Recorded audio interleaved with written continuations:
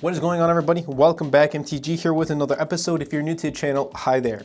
So this right here is the M2 Mac Mini, specifically the base model, and I think you should buy it. And here's why. So reason number one is actually going to be the M2 chip. And the base model has 8 gigs of RAM and 256 gigs of storage. And I think for a desktop that you're going to use at home, this is more than enough. This is actually a really powerful desktop. So my experience, like I said, it's with this base model, and I typically edit 3 to 4 streams of 1080 footage on Final Cut Pro, and I have no issue. Some may not be using the M2 Mac Mini for Final Cut Pro, like video editing or photo editing on Adobe Photoshop, whatnot. So those looking for a home setup and they're planning to use it for other tasks like making PowerPoints, Excel files, watching content, sending emails, using it for your schoolwork, all while having a bunch of tabs open, for example.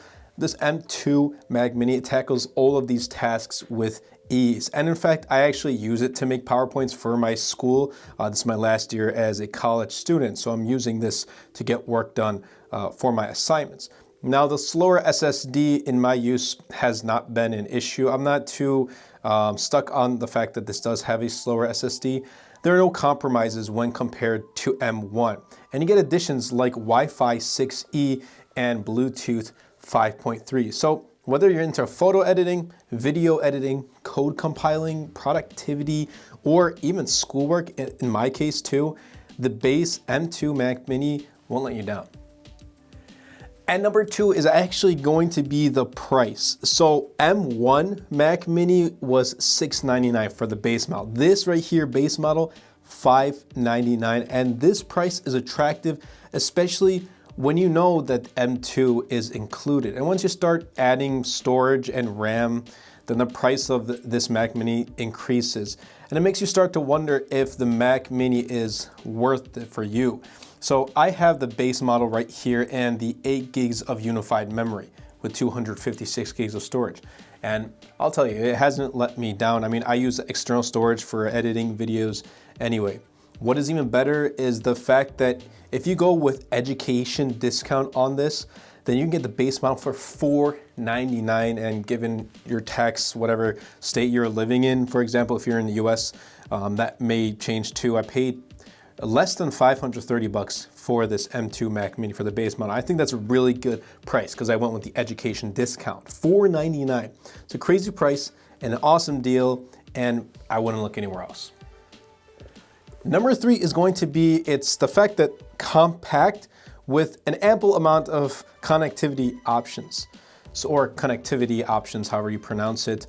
I've heard both ways. Anyway, this is so compact when compared to many other desktops that I've personally seen and used, that sometimes I can even take this into the studio like I am here right now and get some work done. I'll just walk downstairs and use the monitors that the office supplies, and I'll be able to get work done. For example, like I'm getting a video done here, it's not on my laptop, but I need to finish that video or that PowerPoint or whatever assignment there is, and I want to use a monitor, and I'm in the studio.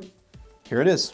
It's perfect enough. You just plug it in through USB-C, there's HDMI, and I'm all set to go. Now this base model of the M2, I think it's sufficient because it comes with 2 USB-A ports, 2 Thunderbolt 4 enabled USB-C ports, an HDMI port, a gigabit Ethernet, but you can also add, I believe that's also extra $100, I believe, a 10 gigabit Ethernet port. This one just has a gigabit Ethernet port and a 3.5 millimeter headphone jack. Now it doesn't have an SD card slot. So if you're using an SD card slot, taking photos from your camera and using it for photo editing, well, then it's not gonna be present on here. But for me, it's not an absolute deal breaker anymore. Why? Because now I can just plug in USB-C to C with my camera to my Mac Mini, and I'm all set to go.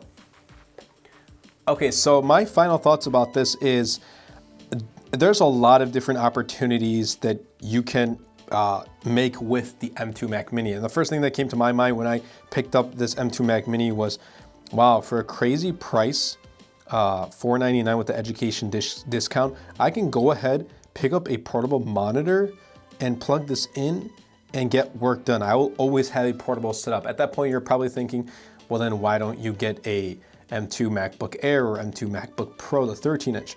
Well, I mean, you can pick this up theoretically for $499, then pick up a portable monitor, 100, 200 bucks, whatever monitor you decide that's portable, a keyboard, mouse, and hey, it's going to be cheaper than the M2 MacBook Air. But yeah, that might be a possibility. If you want to see some sort of video like that, let me know in the comments down below. And any other M2 Mac Mini content you'd like to see. If you want to see a comparison between this and the M2 MacBook Air, because that is also the same configuration, 8 gigs of unified memory and a 256 gig SSD. So if you want to see a comparison, let me know in the comments down below. But for those students out there, or for someone who's looking for a home desk setup, nothing too crazy, just getting some work done, watching lots of YouTube videos, or even watching Netflix, Disney Plus, whatever it is, this is more than enough. It's a very powerful chip. M2, Apple, good job on going with your own chipset, with your own silicon. I can't wait for them to unveil their final product, Mac Pro, with their own Apple silicon. We still have some time for that. But I hope you guys did enjoy this video. If you did, be sure to superman the like button, comment down below, and best of all, share this video because it really does help out the channel a lot and will help push my content out to more people. We're off to a great start with the channel. And there's so many products coming very soon that I'm going to review for you guys. So let me know what you guys want to see, and I'll catch you guys in the next episode.